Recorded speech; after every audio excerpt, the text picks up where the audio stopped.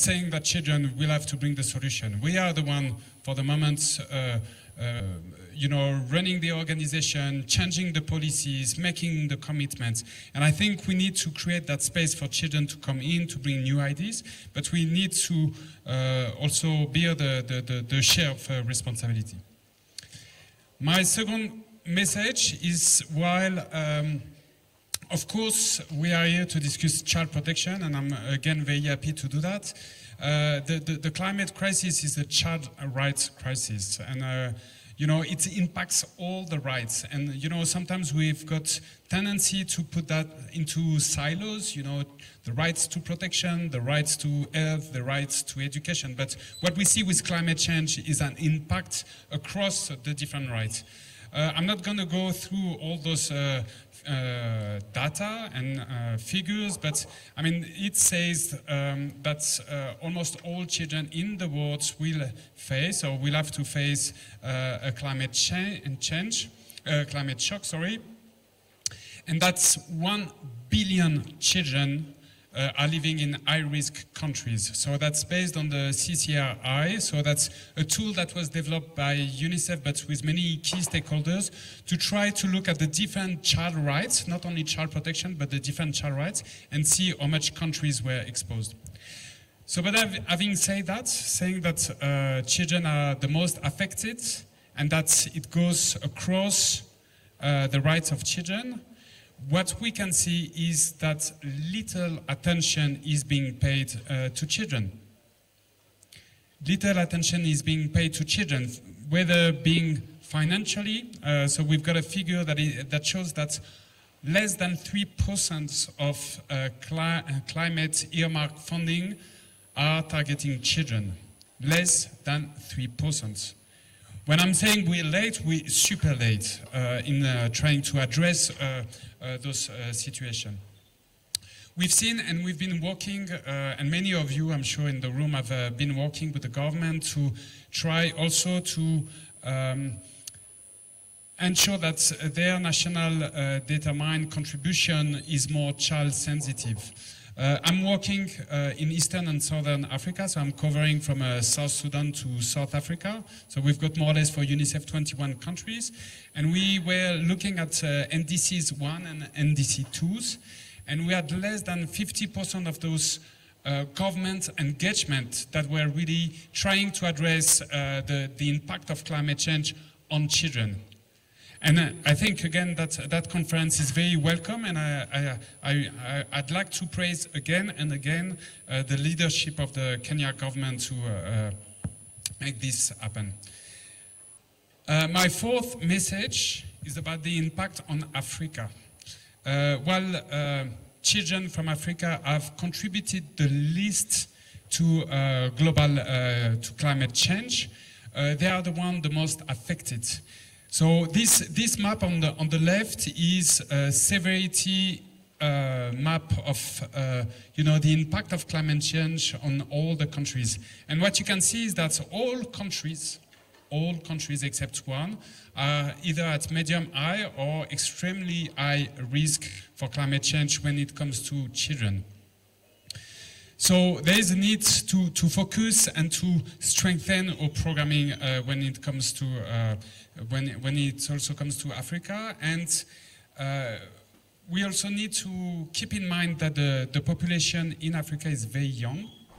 I mean, we've got a figure here. I think that's 60% of the Africa population is under 25, but with the demographic growth, that's going to be even higher. So if there is a place, and that's for UNICEF, for my organization, that's a common narrative. If there is a place to try to address and make the change when it comes to climate change and try to understand what it's the impact on children, Africa might be one of the first continents to prioritize. My point number 5 is that, in fact, we start to have lots of evidence that links climate change to child protection. Of course, we've got plenty of evidence that link climate change to child rights broadly, but to child protection, we start to have also some evidence. So I've put a few figures that I, pick up from different reports. But, for example, we've got a research that has demonstrated that a 10% increase in deviation of rainfall is equal to 1% increase in the incidence of child marriage. We've seen that, and that's thanks to partner IDMC, we've seen that 62 million of children have been displaced because of climate change between 2016 and 2023. I was saying this morning, for the one that could hear me, that I've been working on emergency for many, many years, and my focus was conflict, children affected by conflicts. And increasingly, the number of children that are being displaced by climate change is now more important than children being displaced by conflict. So that shows us the urgency of that matter. One thing also that we can another data is that increase of child marriage in Ethiopia. So you remember was 2021, 2022, we had a major drought that was affecting Kenya, Somalia, and Ethiopia. And in Ethiopia, based on routine, so data from the administration, from the ministry, they've seen a 120% increase on child marriage. So we see the relation between, again, climate change and child protection. So these are the 5 key messages that I wanted to share. Now, what does it mean when climate shocks, what does it mean for child protection? And I mean, we can, and I think that's what we need to discuss and to shape our narrative in the coming days. These are just an example, but I think there are many more. So first of all, it exacerbates pre-existing crises. Recently in Somalia, they've done a mapping between the countries, the part of the country that were the most affected by drought, and they link it to child rights grave violation. So impact of the conflict, and they've seen a very good articulation between those two events. That's, of course, climate change aggravates risk factors. So when you've got poverty, when you've got a shock that comes into communities, often, and especially when the shock is either on a regular basis or it's on a longer term, then family often find themselves with no resources. Their resilience capacity is going down. And so in many countries, in many places, you see children starting to get engaged in a worst form of child labor, so they can work to support their family. I remember at some point working on the drought in Madagascar, in the southern part of Madagascar. And the impact it has had on girls and sexual exploitation, prostitution. So it undermines the protective system. So what we call protective system is mainly the family, the community, and the state. And we'll see on the next slide, but I'll go through it quickly. But so the childs are directly affected, and we've seen why, also because why they are more vulnerable, but all their protective environment is also deeply affected. It triggers new crises, and we've seen in many contexts that communities start to fight more and more for scarce resources. It's also becoming a weapon of war.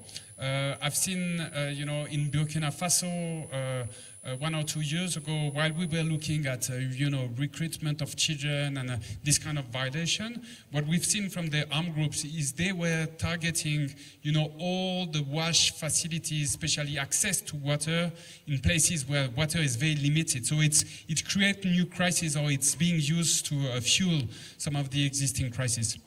The last point, it's something that I'd like all of us to discuss, is are we, as a child protection actors, are we supposed to scale up our intervention, saying we're doing exactly the same as we did in the past. So, trying to avoid family separation, try to provide MHPSS support, try to, provide support to girls that have been victims of sexual violence? Or is climate change triggering new forms of violence or stress? And I took just, and I think the first one might not be the right one, but I think eco-anxiety might be one of them. And I think children are not with us for the moment anymore, but I think that's something that is coming in all the discussion and everywhere.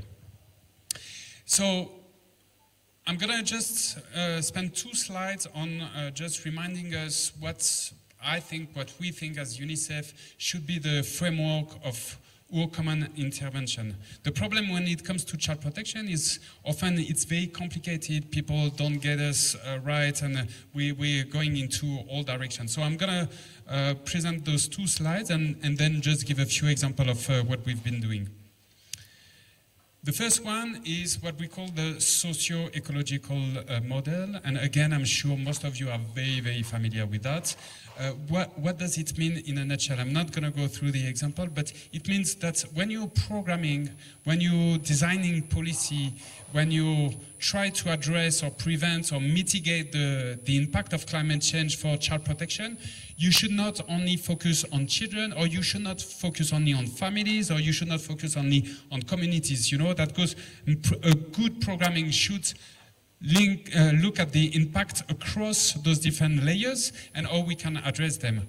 Then the second framework, and sorry, the design is a bit weird, but it's the system approach, okay? For the one that have been doing child protection for many years, like me, we use at some point to focus on thematic, child trafficking, victim of sexual violence, children in armed groups, and investing across those different, and with also donors, including UNICEF, trying to focus on one specific thematic. Since now maybe 15 years, we've got what we call the system approach, which for us is 7 pillars depending on the organization, but we more or less all agree on what are the core components that needs to be considered when you're doing programming. And that doesn't mean that you can't have a project, a program, a policy, an advocacy that focus especially on climate change, but this needs to strengthen the system. Now I'm just gonna, and that's the last slide, I'd like to focus on 3 of those pillars, the legal and policy framework, the data collection, and the human and financial and infrastructure resources, just to give a few examples. And that's going to focus only on Eastern and Southern Africa, but we could have expanded a bit further. So we need to work on we are working at national, regional level with framework that are not really climate adapted. And we need to work with the government, support the different stakeholders to make those policies more adapted to climate change. So for example, in Ethiopia, in 2022, when we were trying to respond to the droughts, one of the problems we have had is that, we couldn't, with the Ministry of Social Affairs, we couldn't move social workers from one region to another one because the policy framework was saying if you've been appointed to that region, you cannot move. So we are working now with, and I think now it's passed, we're working with the government to try to change those policies that block social workers to move from one region or another. We've worked also with the AU, with the African Union, to kind of provide the first guideline on birth registration in emergency. Again, an example from this one's going to be from Burkina Faso. I remember, working on a massive displacement of population following droughts. And you know, I was coming with my child protection in emergency hats, expecting that people, when I was talking about protection concern, would come up with sexual violence, family separation. And the first thing they've said is, you know, I think the amount of people that have been displaced was around 100, 200,000 people. And they were saying, we've got many children that were born while moving. And we've got many children that are born in that IDP camps, but we can't get a birth certificate because the legal framework doesn't allow a child to be registered in a place where he's not, where his family is not from. So we've worked with the government over there to try to change a bit the policy. The Iccp policy. I've got 5 minutes, that's good. Iccp policy, and many actors are in the room and have been leading even the work. But what we're trying to say, or what we're trying to achieve, is to get framework that are also harmonized between countries.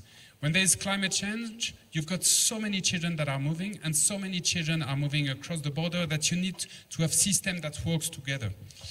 Yeah, Zambia is another example where they've tried to develop adapted SOP to facilitate cross-border case management. So again, those are just examples to show when we look at those 7 different pillars, and that's also what we need to understand during those 3 days, is what is preventing us to kind of having a resilient protection system. You know, the buzzword is resilience, but what does it mean concretely? What are the things we can advocate with the governments, with the regional bodies to change?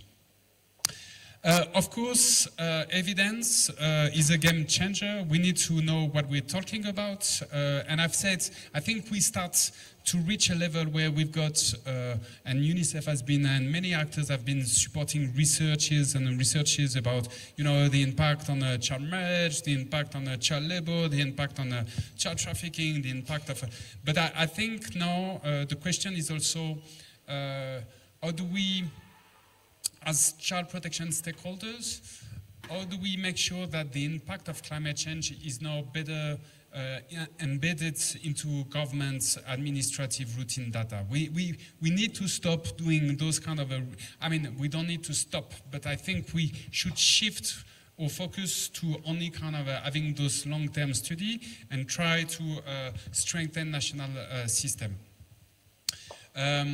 We've been doing many studies. Some of them will be presented during those 3 days. But I think, again, the key discussion to me is how do we support government in that process? And the last one is the workforce. Child protection, I mean, when it comes to education, you've got the teacher, you've got the school personnel. When it comes to the health, you've got all the medical personnel. The backbone of child protection is social workers, whether being, you know, formal social workers or para-social workers, or, you know, even community members that have been trained to do case management and support children that are the most vulnerable.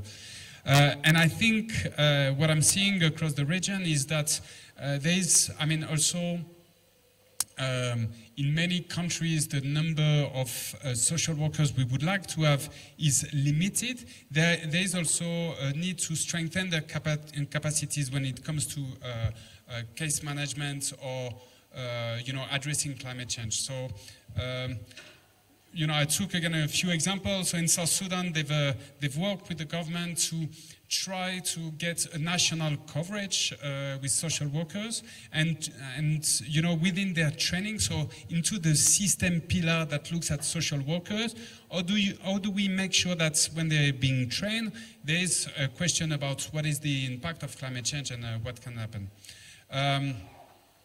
Yeah, in Zambia, Kenya, and Rwanda, there is what we call the investment case. So these are tools where we're trying to work with the government to understand what it's going to cost to have a, you know, a fair amount of social workers, and what's going to be the cost not having them. You know, because often it's what makes the case with the Ministry of Finance is to demonstrate what's going to be the impact.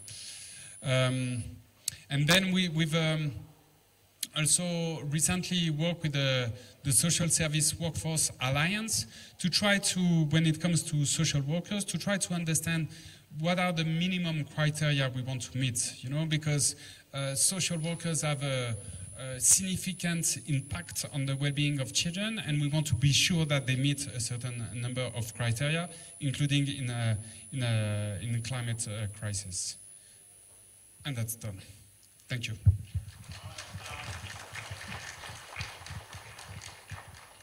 Thank you. So you can take notes as we ask some questions. I know our time is a bit spent because of the opening ceremony. Usually, we actually did very well. But for me, you've already elicited a lot of, just thoughts in my mind. When you're mentioning Ethiopia, I remembered, I don't know anyone here from northern Kenya. I'm told of a local knowledge that when birds fly in a certain way, then the older people will know either there's going to be drought or rain, and they will sit down and have conversations on how to share the resources. I'm wondering how much is emerging from local knowledge in some of your work that you are doing. I was also very keen on the question on, has any country ever employed enough social workers in terms of the ratio? Or is it too much to expect that government is going to employ enough, and perhaps we should have another more innovative way, including using local community organizations? Well, the turn was for you before I take up all your questions. 2 questions.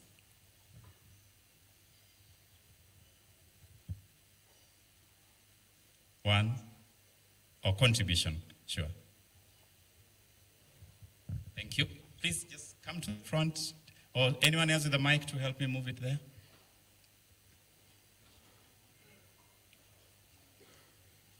Please, there's a hand up there. Any other this side? Thank you. So we have those 2. Maybe meanwhile, as the mic goes around, what do you think about the thoughts of sharing? No, local knowledge, definitely. Local knowledge, there is a lot to learn about how communities used to adapt and how they are adapting to a context that is changing. I think we need to be also mindful that, also even in communities, and we have had that discussion with Child Frontiers, but even in communities where, they've been facing regular drought, the speed, the scale, the frequency that is coming now goes beyond their own capacity to address them. And what you see is the resilience coping mechanism that has worked for decades and centuries being washed away. So I think, of course, there is a lot of local knowledge, but there is also new consideration. And regarding the number of social workers, you've got countries that are making an effort, Kenya being one of them. I'm thinking about Tanzania. So there are countries that are trying to reach the number of social workers. Yeah. Hi everyone. My name is Rose, and I work with the Forum for African Women Educationalists. Thank you for the wonderful presentation. So you spoke about eco-anxiety, and I just wanted to understand what are some of the interventions already in place by UNICEF on the same. Thank you. Thank you. Got it. Okay. So as we move the mic to this slide,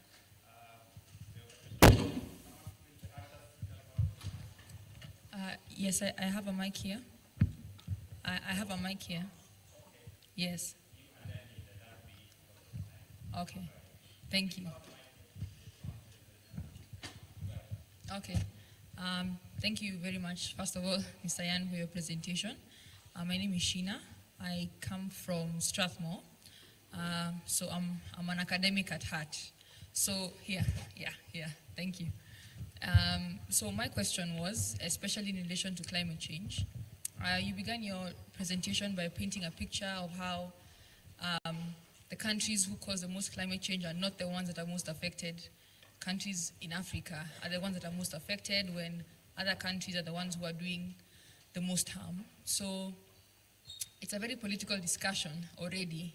And so I was just wondering how exactly, especially UNICEF as an apolitical body, how do you navigate the political landscape of climate change discussions while still making sure the children are being protected, the interests are being guarded, especially in countries where they are most affected, while contributing the least to climate change. So, thank you very much. My name is George Wanyonyi. I work at the National Gender and Equality Commission. And first, I want to thank you very much. I think that was a very insightful address. My issue revolves around the policy and legislative ecosystem across the region. And the fact that despite a lot of legislations having been come in place around the region on issues of climate change and their comparative interaction with our children and youth, little appears to have been done when it comes to providing a status report about the status of implementation of those bills, of those policies, of those frameworks, to inform the next course of action.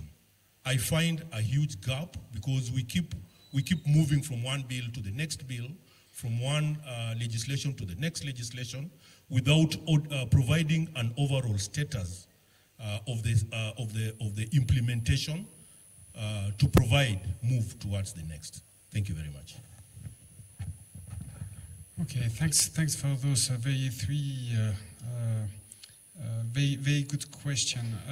And again, I'm talking in the name of UNICEF, but I mean there are plenty of stakeholders in the room, so I'm also eager to hear about the response and our discussion. When it comes to eco-anxiety, again, as I was saying, the first sentence I think of my presentation is to say we are very late.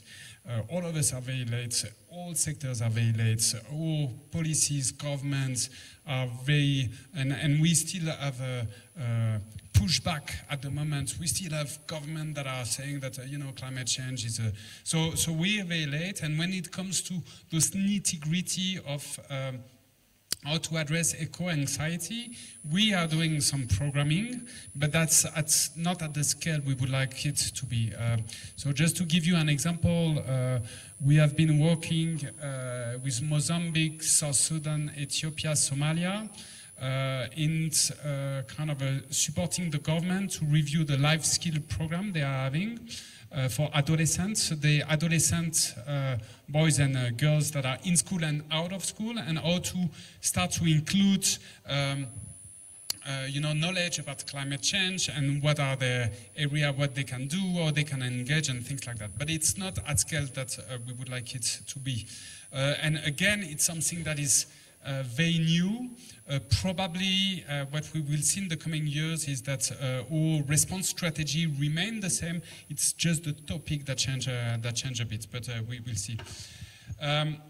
The political landscape, it's very tough at the moment, and it's not only on climate change, it's on human rights, it's on multilateralism, it's on children's rights. We are fighting back.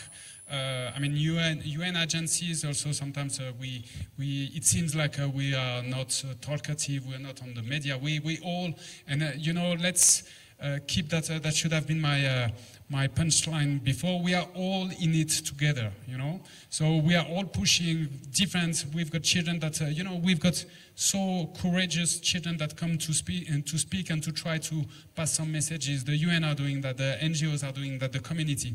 But for sure, what we've been trying to do, and it's not only for child protection, it's across child rights. What we've realized maybe 4 or 5 years ago is we had no data.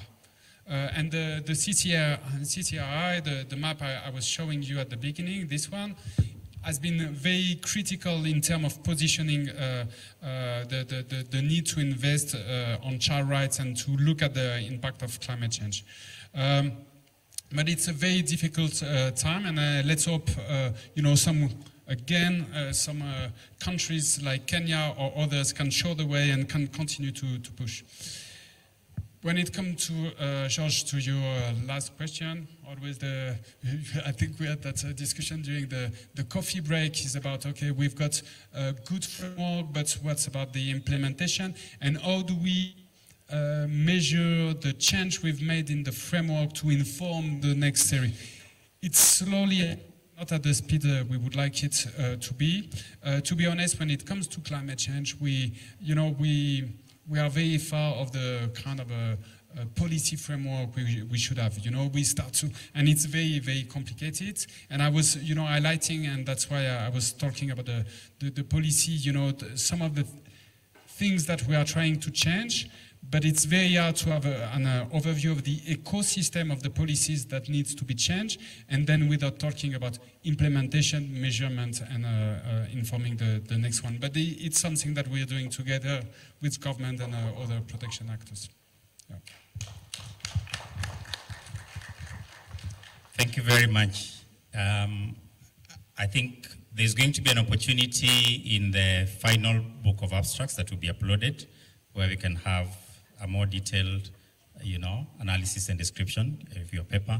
And we have a journal that came from the first conference, the Interdisciplinary Journal on the African Child by Daystar University and African Institute and the government.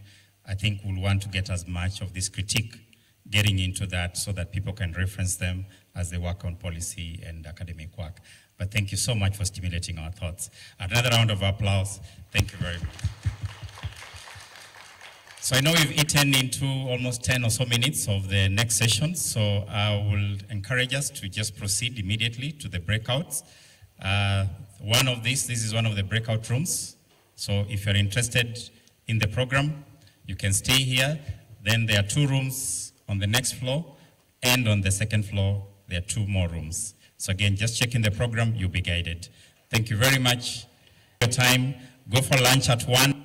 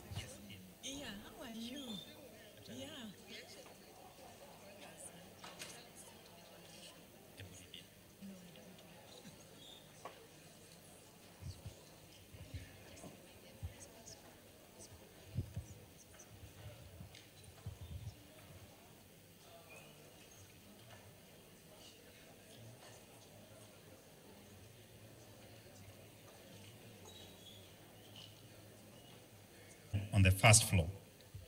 So this is by Diana, George Wanjala, and Euphrasia. If you're interested on localization and how communities can engage, you go to room D23, first floor. There's Macreen to present her paper, Lillian, Mtuku, and Alfred. Then we have 2 more rooms on the second floor, CC 202, where we are talking about child protection and safeguarding in the education sector. Then the last room is looking at child protection and climate responsive health, nutrition and mental health.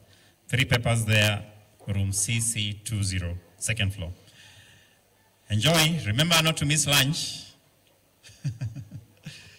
Do we all know where lunch is served? Okay, we'll get someone to announce when time comes. Dr. over to you.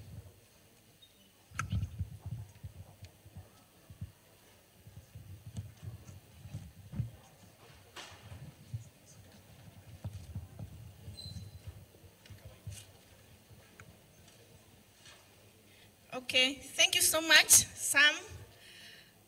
Let's settle so that we can begin this exciting session. Let's settle.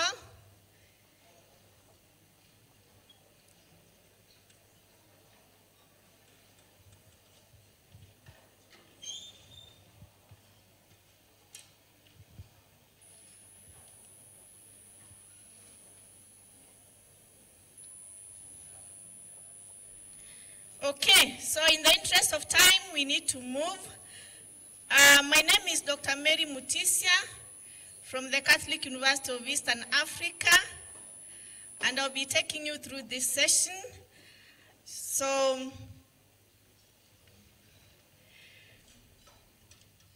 it's my great pleasure to welcome you all to this very important session under the theme Climate Change and Humanitarian Crisis in Africa, Implications for Child Protection. So today we gather here for child protection to explore one of the most urgent and complex challenges in our times.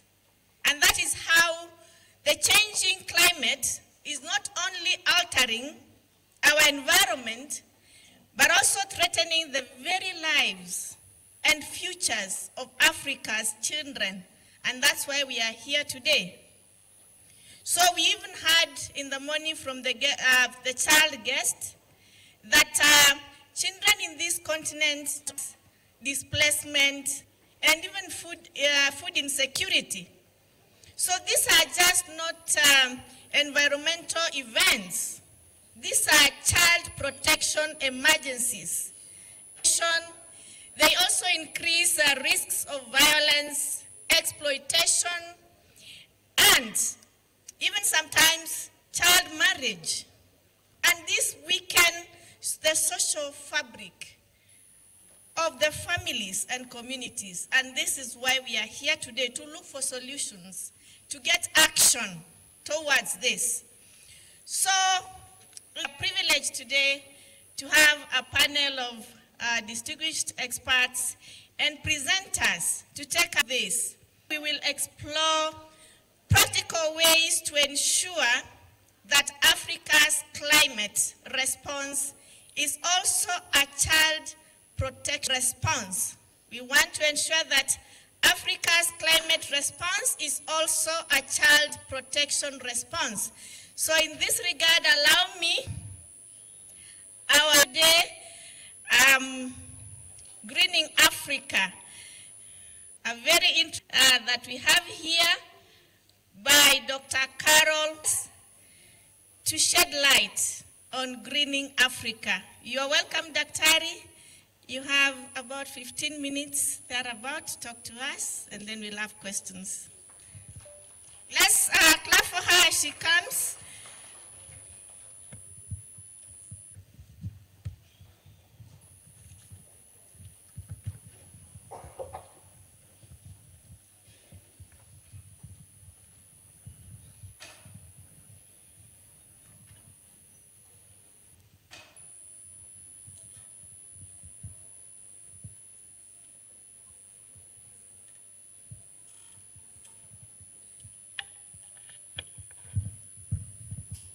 Okay, thank you everyone, and welcome to our presentation.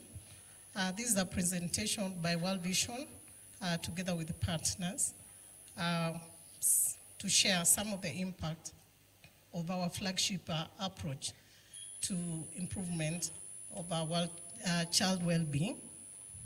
My name is Dr. Carol Monini, and as you can see on your screens,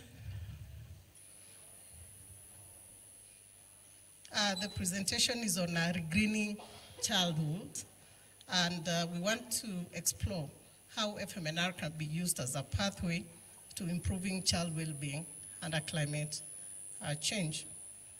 And I'll start by reiterating what everybody has been saying since morning about how children in sub-Saharan Africa are so vulnerable to climate impacts, issues to do with the land degradation.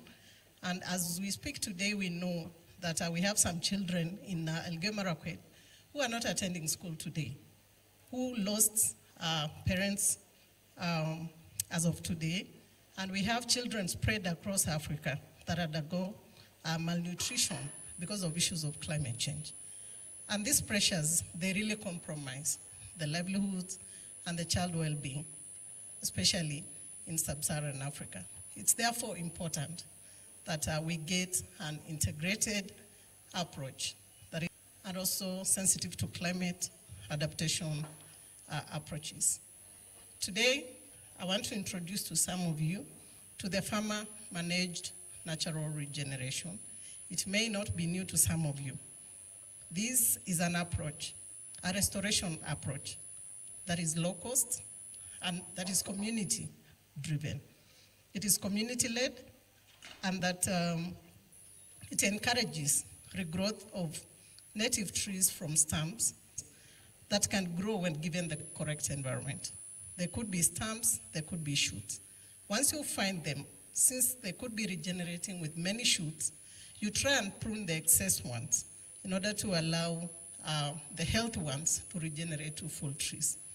We need to protect the shoots that we have allowed, and this can either be physical fences or social fences.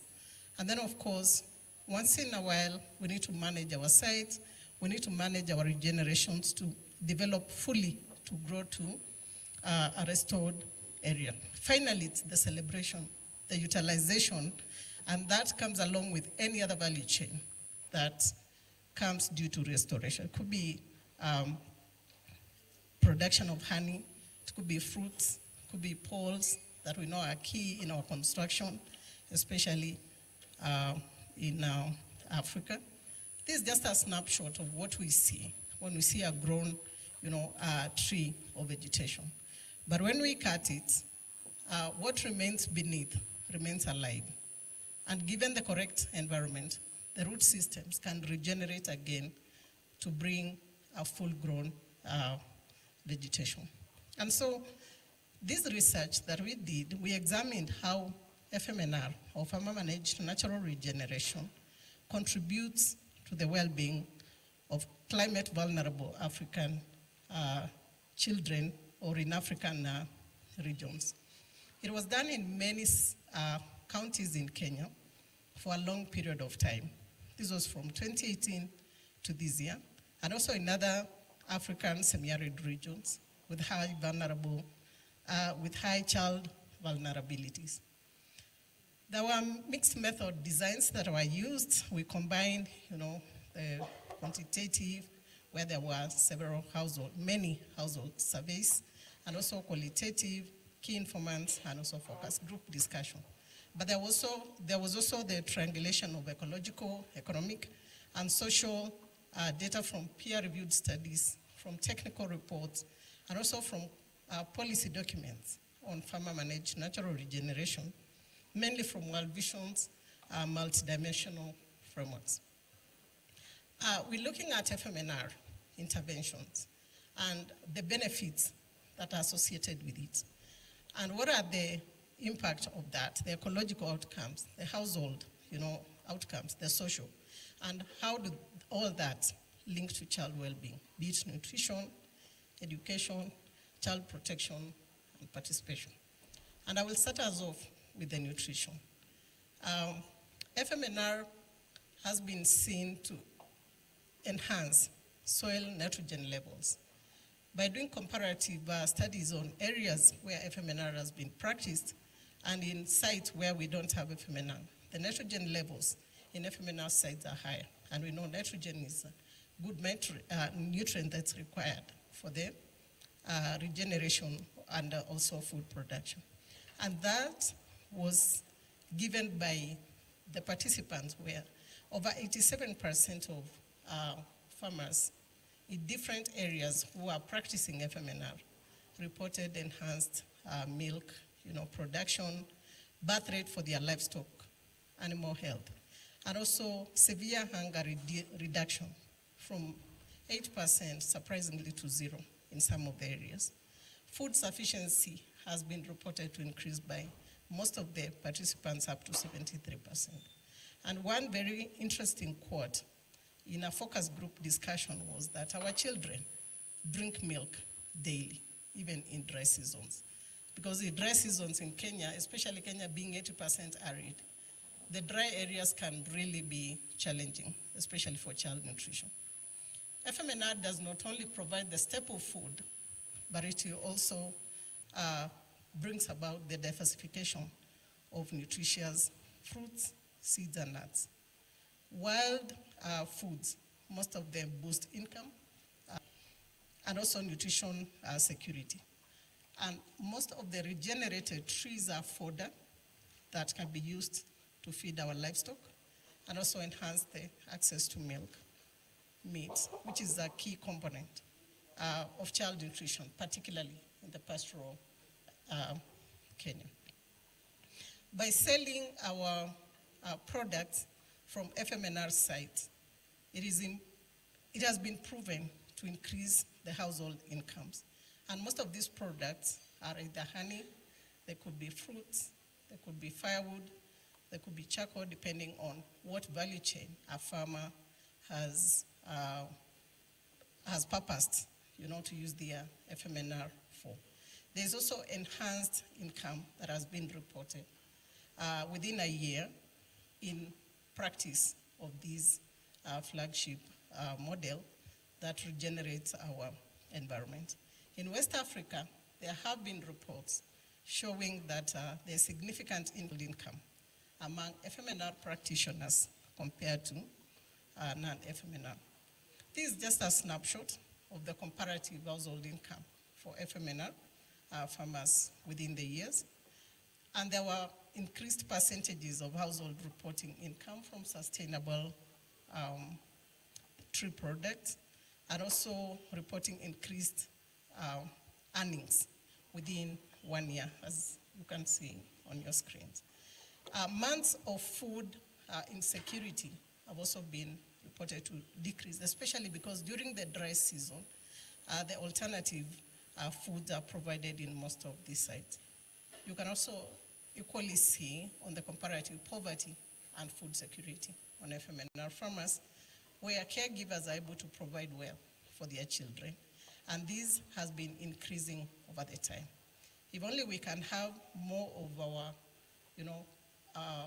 households or families, farmers practicing, especially in the rural and also in the dry areas, then we'd have more caregivers providing well for their children, and also reduction of poverty. We also have percentage of households with the year-round access to sufficient foods of the family needs, increasing significantly up to almost 73%. And this was consistent not just in Kenya, but in all the African countries that where the studies were done. Now, with reduced poverty and hunger rates, school attendance was reported to increase by 19% in all the counties where we did the studies in Kenya. We know that degraded landscapes and climate change, they really significantly increase the labor burden for women, and especially also children, in issues of fuel wood for cooking. FMNR provides local resources that enables to free children's time for school and also play. We know, and it has been said earlier, that play is really essential for cognitive, social, and physical development. And with the reduced time in all this, there is more interaction of the parents taking care of their children. And the reduction has been reported to be almost 2 to 3 hours by having, a concentrated regeneration. FMNR, the farmer-managed natural regeneration, has also provided healthier environments for children. And this happens through the regenerated trees enhancing ground cover and groundwater recharge, And through the enhanced groundwater recharge, it stabilizes the local water cycles, availing water. And that helps with the not only safe and potable water available for the children, it also lowers the soil, air, and temperatures, providing microclimates, especially in areas where the children are not only playing, but also in institutions where they are, especially schools. Enhanced tree cover also reduces soil erosion and flood risks, improving child health and survival, and especially with the diarrheal diseases, which we know they are really common because of lack of clean water. I would also add that FMNR enhances air quality by reducing emissions. Most of the emissions are toxic and can cause children's respiratory health risk.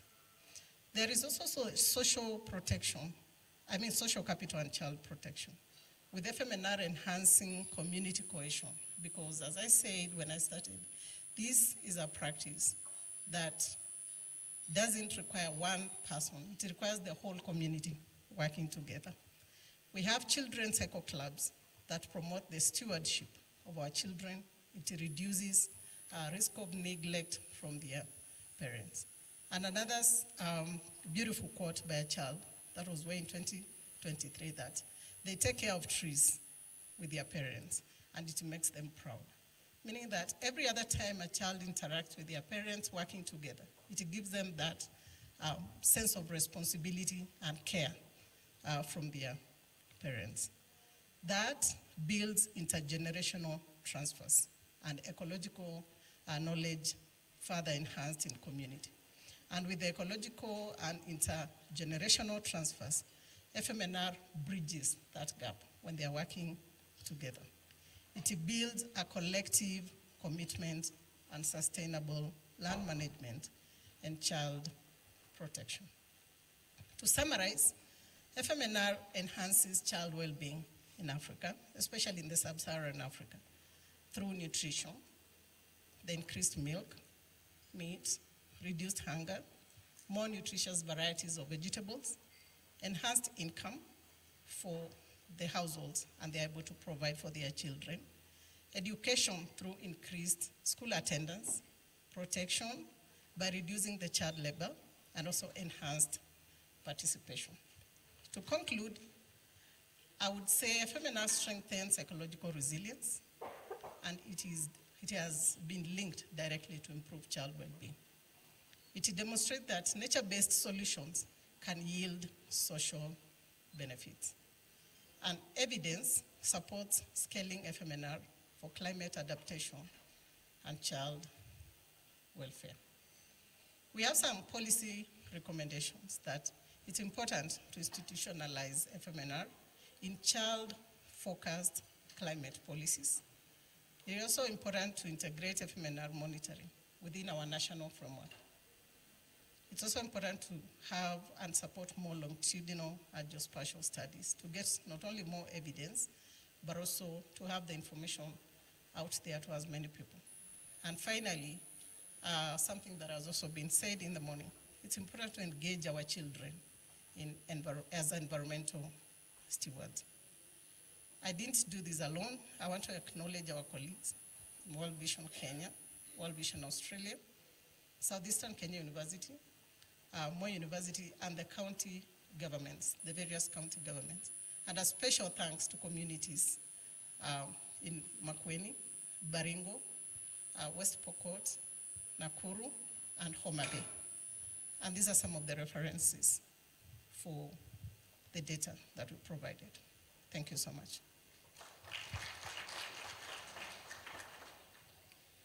Let's give another round of applause to Dr. Carol, World Vision, for that wonderful insight. Now we understand how nutrition can affect child protection. Let's take, Daktari, before you sit, 2 questions for you. If they have 2 questions, comments for Daktari. If you have a question, yes, do we have a mic there? You can share this before. Please share the mic or take the mic to her. Okay.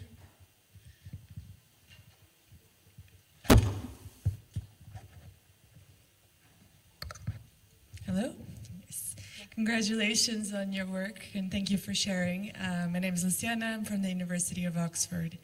I was just wondering if you could comment. There was a brief comment on one of the slides around gender equality and around labor burden, and just wanted to know if there was more you could share on the effects of the intervention around gender. Thank you. Yeah, as I said initially, FMNR is an approach that requires everybody on board. Children in schools, mothers, men, women, everybody can be on board. And one of the things that we've realized it's contributing to issues of gender is by enhancing the income. There is a reduction, serious, I would say significant reduction in conflicts, especially among families. You find the ladies and the women working together. And now in Africa, mostly land is controlled by men. So one of the things that we're doing is speaking to our farmers, or rather the farmers that we work with, to ensure that there is more involvement of the men in order to allow access of the land to the women, who are the main people that work on the land. So it has always contributed to the reduction of conflicts, but also the youth, talking to the men who control land, ensuring that they allow youths to access the land. It helps them in enhancing their issues of livelihood. Thank you.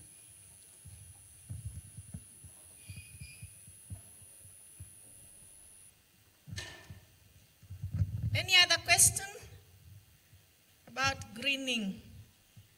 Very interesting area for climate change and child protection. Yeah, and that will be the last question, so that we move to the next paper. Yeah, thank you, Dr. Okay, I've not heard everything you said because you spoke very fast. But I agree with everything you said. But in the presentation, I wish to know what is the role of the government and the partners in enhancing this FMNR. FMNR, yes. Secondly, because of Kenya is a country of diversity. Where I come from, Wajir, most of them practice pastoralism, where search for water and pasture is a permanent venture. Now you find that impacts on the access to education and other things. And yet you said the issue of the FMNR will enhance. So I was trying to reconcile the two. Even when it's not a drought, still the access to education is a problem. So kindly help me reconcile the two. Thank you. Thank you so much. I'll start with your first question on what is the role of the government and partners. The government policymakers, and I'll start with some of the counties that we've talked about here. They were able to integrate this restoration approach into their county implementation development plans. Reason being, World Vision, we're just one of the partners, but the government is everywhere. They work with farmers on a day-to-day basis. So by guiding the farmers every other day through integration of FMNR into the county policies, and also through training, the government through KICD, the Kenya Institute of Curriculum Development, has integrated this program into the junior and senior schools to ensure every Kenyan learner, before they transit to tertiary education, they learn about environmental stewardship. And for drier areas where tree planting can be challenging, this is an option. They also train through our institutions. Some of the universities that we have in Kenya, like Moi University, Southeastern Kenya University, they've integrated this through their academic programs, and they are training on it and researching on it. Your other question was on dry mineral help. Through restoration of drying springs, wherever is regenerated, it increases the groundwater recharge, and that helps with the wells, not really the wells, but the rivers and the springs in these dry areas coming back. So that is how it would help the pastoral communities. And also, when it comes now to education, this would help the children when they have to go so far to look for water for their cattle. That would be reduced and increasing their school time. Thank you.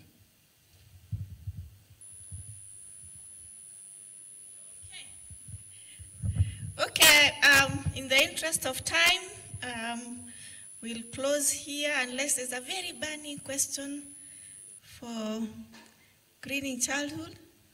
A question? Very burning? Okay, if none, then Daktari, thank you so much for the wonderful insights. Now we have better knowledge on greening. You know, when we saw that, everyone, when we were in the tea break, someone was asking, what is this greening? What will it be about? But for us, we can think about looking ahead. Maybe we can ask ourselves, what does now the ideal green childhood look like? How will it look like in Africa? Maybe in the next in the next 5 years or so, that will be 2030. How will this look like? And what must we do now to get there? That is very critical for us. When we answer this question, I think we'll be moving in the right direction. So thank you so much. Let's have an answer of applause for Dr. Carol for that wonderful presentation.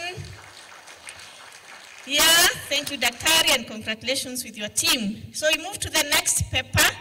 That is the influence of climate change on child protection in West Pokot County, Kenya, presented by Wilfred Ibukule from State Department for Children's Services, Kenya. Let's clap for him as he comes. Welcome.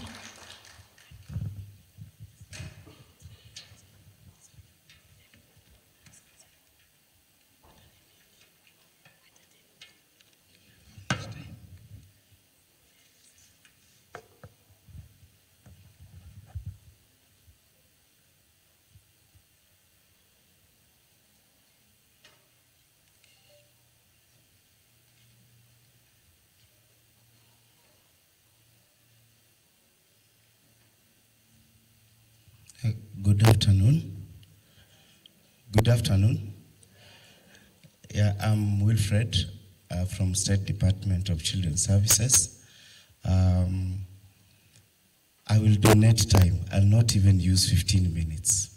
I'm going to donate time because I know it's about lunchtime and not all of you will listen to me, isn't it?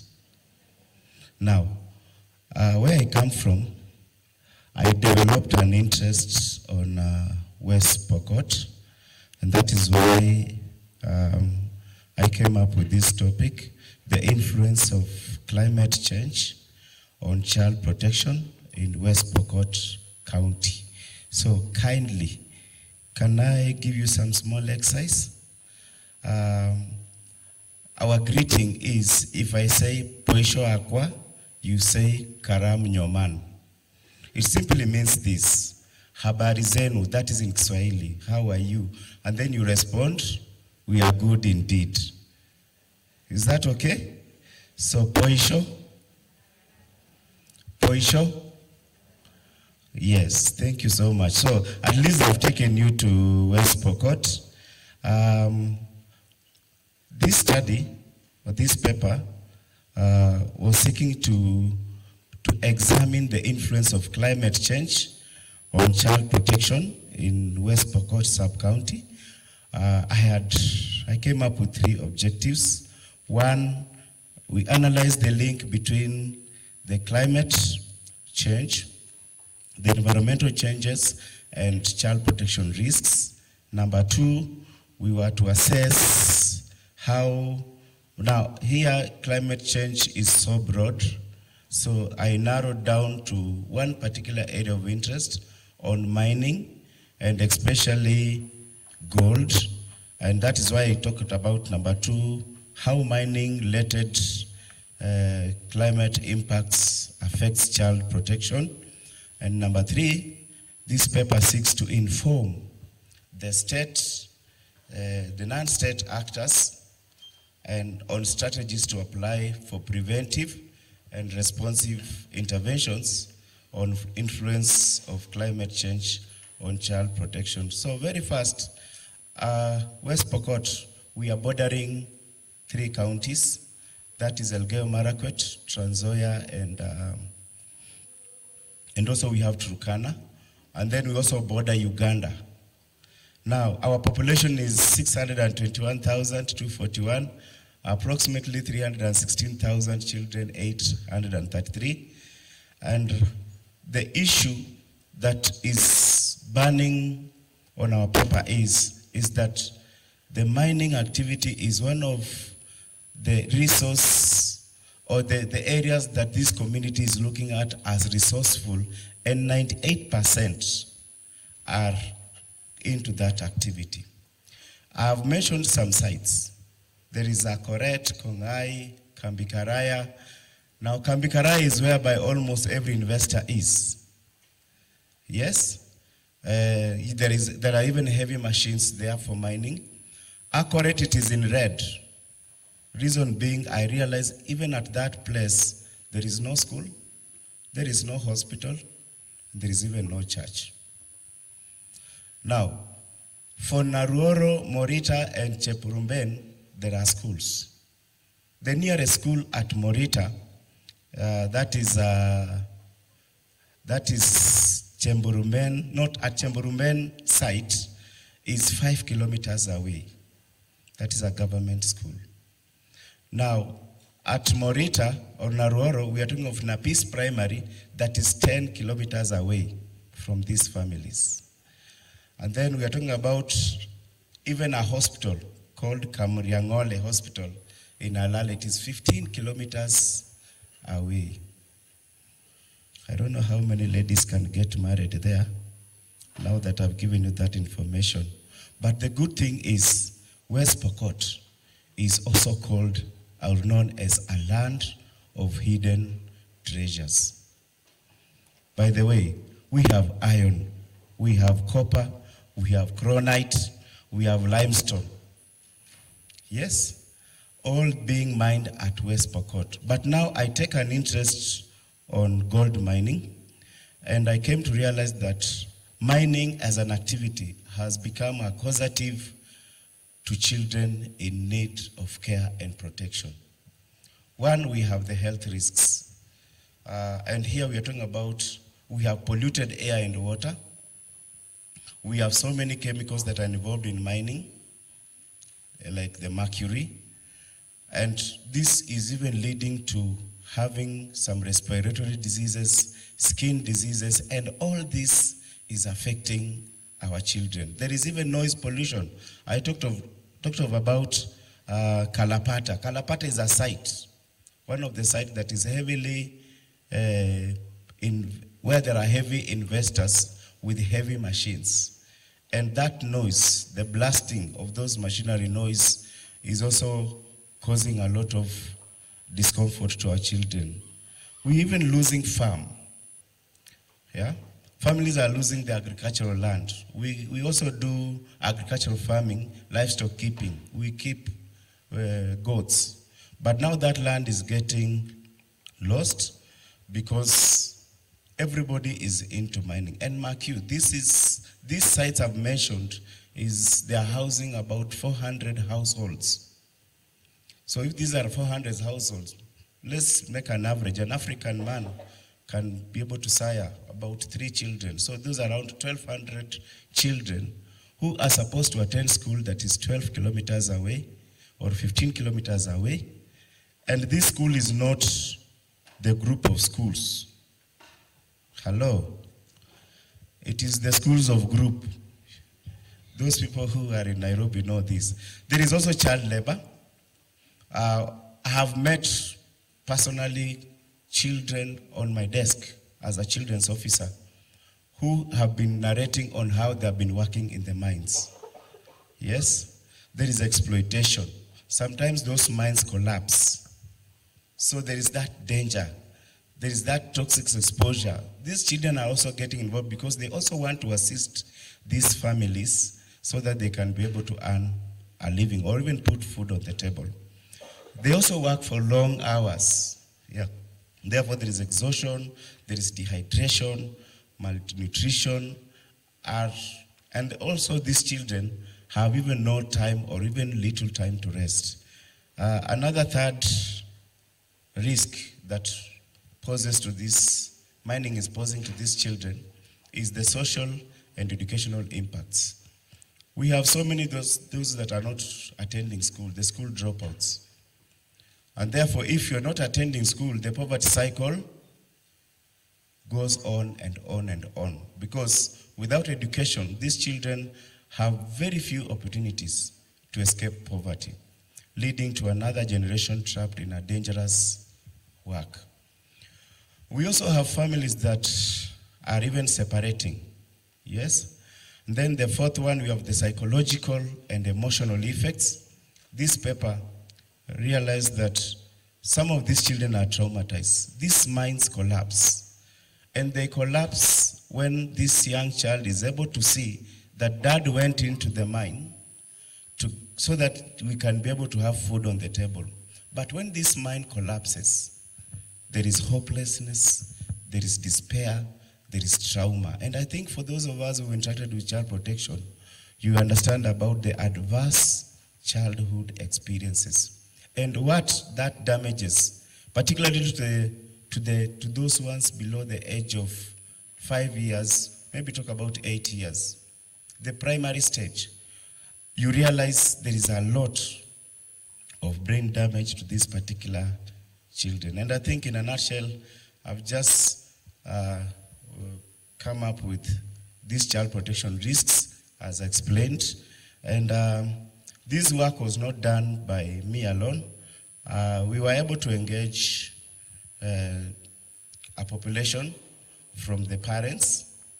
We've been talking to those parents. We talked to the teachers. We talked to some students. We also had a group of CCOM that is dealing with young persons at Kacheliba. We also involved all the child protection officers in every of these sub-counties. And we even had the Interior Department coming in to give us some key information. Our research methodology was descriptive, cross-sectional. This is whereby we just get this whole population and be able to collect data from them within a specified time. And lastly, but not least, these are our tools that we use, the questionnaires, focus group discussions, and key informant interviews. My prayer is, let this land of hidden treasure, that is West Pokot, be a blessing to our children. Thank you.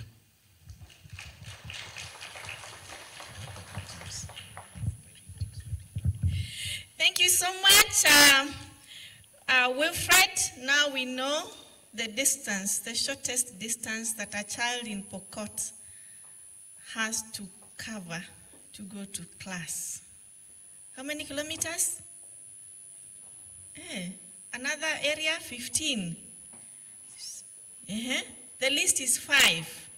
And we have even heard about the gold mines there and the effects they have on children. So let's have a question for Wilfred.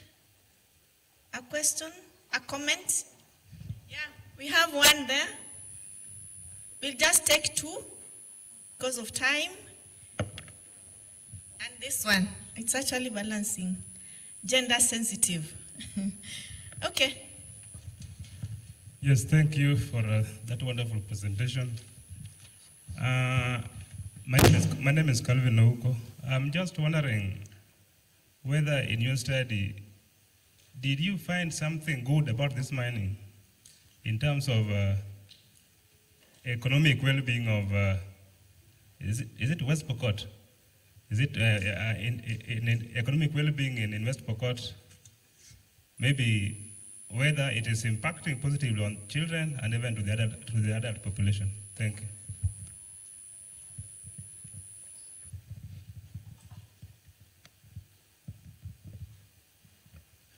I can take the last one.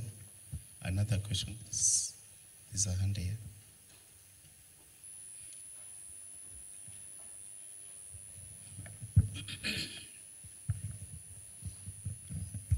Hi, I'm Esther, a child and adolescent psychologist, and just wondering in terms of community, because we are looking at working with what we have, which we have community, we have parents, we have ownership of children. So the challenges are many, and I'm sure there is logistical issues around even how the mine are set up and them not adhering to the bare minimums of safety. Can we empower the community, the parents, the community, first to take absolute ownership of children so that the children become a negotiation benchmark for anything that anybody comes to do at the county, which means you are coming to West Pokot to mine. Can the community take power and have the investors have bare minimums that they need to do, which means you're coming to create work.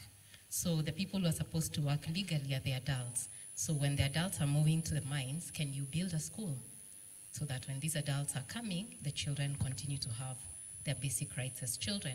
And if you're moving people to a certain radius and there's no dispensary, can it be built? Just wondering, is there a way the community can have such strong ownership that nobody sets foot in the space without the bare minimums of children's rights being met? Thank you. Let me begin with Bwana Uko. I'm sorry, Bwana Uko. I only traumatized you with the negative side. But the truth is there is also the positive side.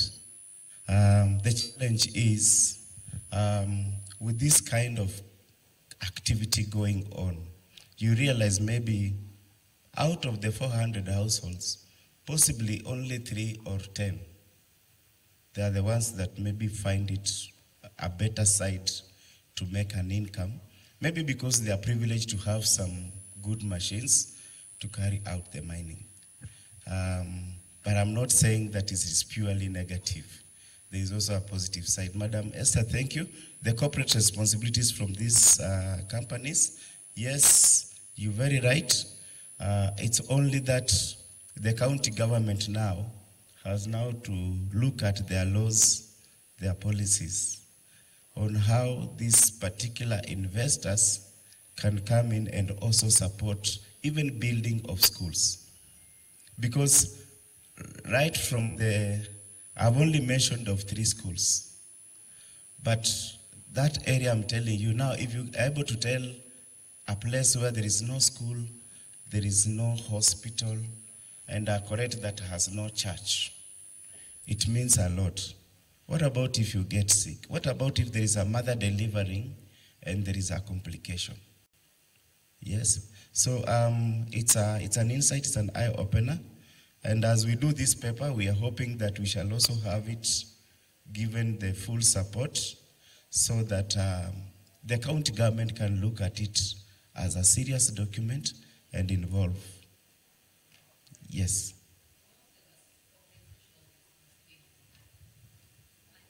I don't mean as a corporate social responsibility, because that feels like giving back. I'm talking of, has that been a mere bare minimum to somebody coming to set up and invest?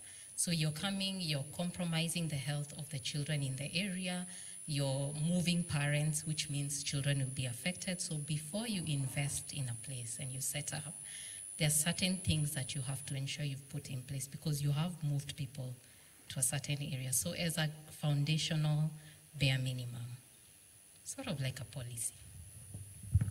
Thank you. She's making a correction here that If an investor comes in, there are conditions that you have to meet. That is it. So that you ensure these families have a good life, they have a better land. Yes, but now the only challenge we have, that is one of our recommendations we can adopt. But the other challenge is, it is now this community itself carrying out the mining activity. And sometimes they are hostile. Some of them are hostile. They don't really want to invite in a new person. It's only Kalapata and Kambikaraya that has almost everyone. But the other sites, strictly this is our land and this is what we do. But we take it as an initiative, and thank you for listening. All right, thank you so much, and let's clap for him. I like her thoughts. Let's start looking for solutions to our problems from where we are. So let's move to the last paper for this session. That is climate change and child protection, the impact of climate change on child marriage, female genital mutilation, and teenage pregnancy in Eastern and Southern Africa by Ken Ondoro from UNICEF and Child Frontiers. Welcome, Ken.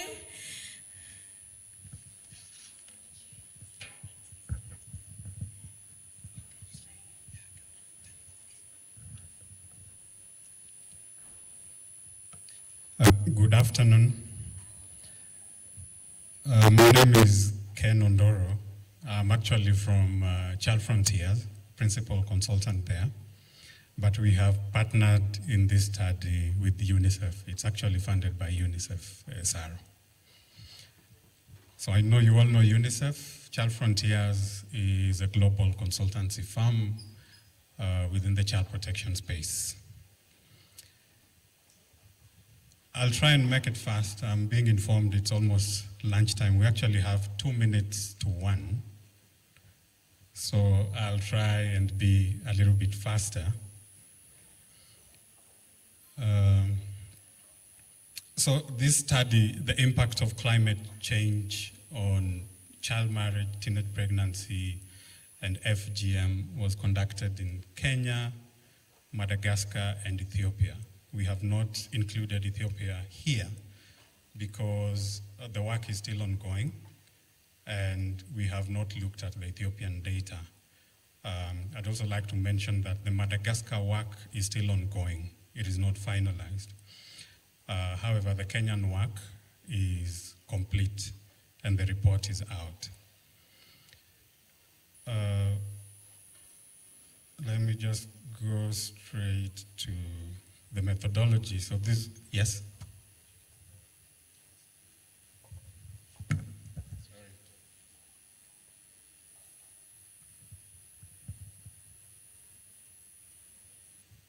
Thank you, sir. Yeah, so this is a purely qualitative study that was conducted in Kenya and Madagascar. So 3 counties in Kenya, Kisumu, Kajiado, Turkana, and in Madagascar, 3 regions that I struggle to pronounce. So I can only pronounce Sava and Android, and the other one in the middle is a bit of a problem for me. So the tools that were used are FGDs, key informant interviews, case studies, and participatory mapping. And the qualitative data was analyzed using NVivo, but we also triangulated with other secondary sources, including sources from NDMA and DHS. In Kenya, those are the sites, Kisumu, Kajiado, and Turkana counties. In Madagascar, Sava, Android, and that other place in the middle. So in terms of the findings, there are direct findings of the impact of climate change on the 3 key issues that we are looking at. And I think this speaks to what the other speakers before me have talked about in terms of livelihood loss, cattle deaths, crop failures, direct impact on agriculture, displacement of families, rising diseases, and human and wildlife conflict But in terms of the indirect impacts of climate change, I'd like to note that one of our biggest findings there was the impact of climate change on mental health, not only on the parents, but also on the youth and the children. But of course, there was increased poverty and hunger due to the drought, school dropout due to inability to pay school fees, mental health, which I've talked about, and the other aspect that relates to community-based support system was on the breakdown of social support systems within the community. So where there was kinship care, where there was family, communities coming together to support one another. Those who come from Kajiado know that sometimes when there's drought and families lose cattle, those who have cattle that survive the drought would donate a few cattle to the families that have completely lost their cattle. But with the drought that took place when we were there, it almost completely wiped each and every family. So early marriages and pregnancies emerged as coping mechanisms, especially for poverty. So girls would run away and get married because the situations at home were unbearable. And again, there was increase in transactional sex. And this speaks to the exploitation of young girls. So if you look at our reports, there was sex for pads, there was sex for food, boys getting into hazardous labor or migrating, as well as weakening of the protection structures and support structures that are embedded within the community. In terms of looking at Kenya and Madagascar, the similarities or that climate change intensifies child protection risks. There are also similarities in terms of disruptions of education and the rising mental health and social distress. The differences, mainly the nature of harmful practices. In Kenya, mainly harmful practices, FGM, child marriage. These informal unions, I wish I had time to elaborate a bit on this, but the Come We Stay was more prominent in Kenya, where young boys and girls come together and get married in court. Looking at the environment in Kenya, predominantly droughts and floods. In Madagascar, a mix of cyclones, flooding, and droughts. Some promising practices: community sensitizations, reducing FGM in Kajiado, integration of child protection and disaster risk reduction, mainly in Madagascar, climate smart livelihoods and social protection support, and youth-led peer education and resilient initiatives. These were cutting across in Madagascar and in Kenya.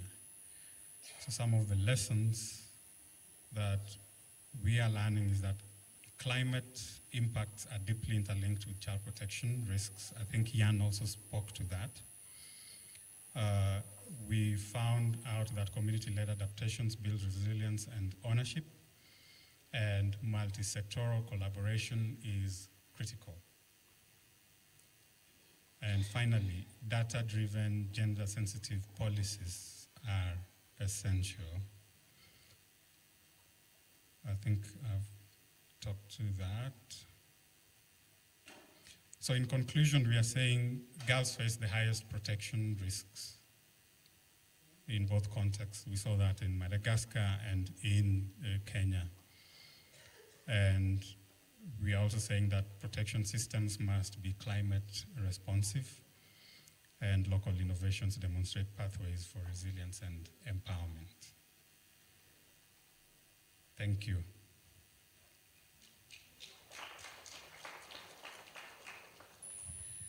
Wow, thank you so much. much, Ken, for that insight. Let's have a question for Ken. We have heard what poverty can do. We can have sex for food, and then the children are not going to school. Question, comment? Yes. One more, only. In the interest of time, yes. And then we have one at the corner. Oh, let's give a microphone to another question at that end, please. Okay, thank you for that presentation. I have two questions. You mentioned yours was purely qualitative. I did not quite see how many in terms of data. I don't know whether it's because of time, but when we say girls are getting married, we would want to know how many, considering it's a comparative study where you're comparing Kenya and Madagascar. Then second, where are they getting married to if we have these types of poverty? Is it propagating more poverty by these girls getting married to another young boy in the same community where there's still this idea of poverty? So maybe you could help us understand. Thank you.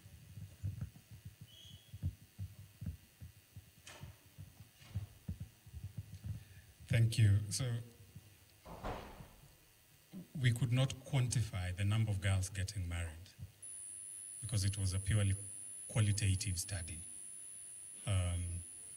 In terms of, if you look at our report, quantification is in the literature review where we have sourced from different literature and sources of information. Yeah, so your second question, these girls are basically running away from poverty, lack of food, difficulties, lack of water in their own homes, with the hope that when they get married, then they will find a better or improved situations where they're getting married. So some of them, so for example, in Kajiado, some of them are migrating from Kajiado to Kitengela, and so they end up getting married there. In Turkana, we also saw a lot of children migrating from the rural areas, including girls, to, how do we call it? To a town in Turkana, to Lodwa. So there's a lot of that migration. And sometimes when they get to the towns, they're either married, they're either exploited sexually, and so on and so forth. I hope that answers your question. Thank you. So another question, the last one. Yeah, did you have a mic? Kindly pass the mic. We have a question there. Please.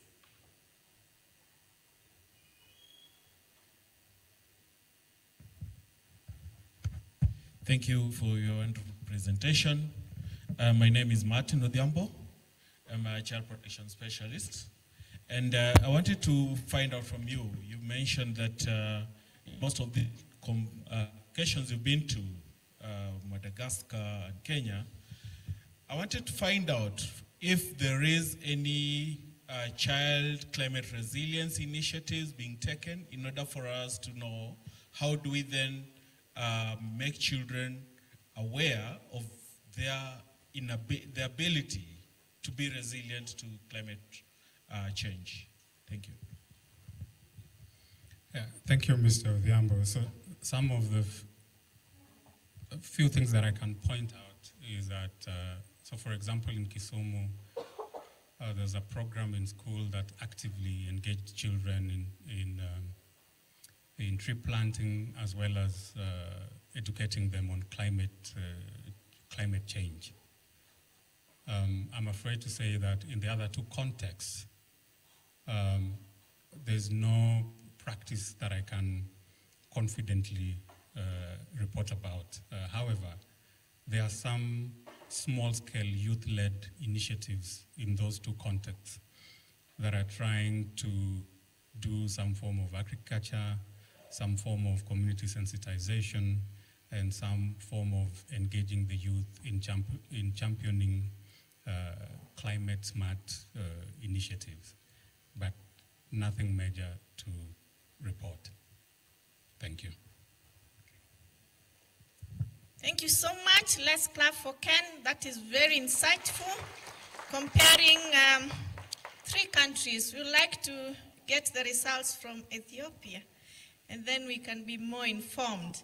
So this brings us to the closure of this session. Of course, we'll have more from this or after this. So thank you all for this inspiring discussion. Of course, we've learned a lot from our presenters, from our keynote speakers in the morning, and from all of us. And the questions, I wish we had more time. We could really discuss more. But of course, we have already heard today that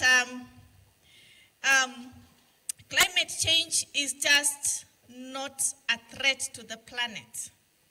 It is a threat to childhood itself. And that's what we are talking about. So because the evidence is so clear, when droughts come up, when droughts dry up our livelihoods, when floods destroy homes, or when even displacements separate families, children are the first to suffer and the last to recover from this. So we must take action. We have to be very active and ensure that we build a climate resilient Africa. This one will only start with us. We start protecting our young citizens, by safeguarding children from impacts of changing climate. When we do this, we safeguard the future of this continent. So thank you so much. We can do this together. We can build a climate resilient Africa where every child is safe, protected, and thriving. Together, we can achieve this. And I believe that is why we are here today. So thank you so much for listening. I request that we give a round of applause to our presenters today, and all of you, clap for yourself for participating. Yeah? Thank you so much. We learned a lot, so I request one of the sisters here to pray for us so that we can have our lunch. Before she does that, I'm guided that the lunch will be served on 5th floor. So from here, you'll go to 5th floor. Sister, please pray for us so that we can take the lunch. Let us pray in the name of the Father, Son, and the Holy Spirit. Amen. Bless us, O Lord, and these your gifts which are about to receive from your goodness, through Christ our Lord. Amen. In the name of the Father, Son, and the Holy Spirit. Amen. Thank you, sister. Let's go for lunch. We come back at 2.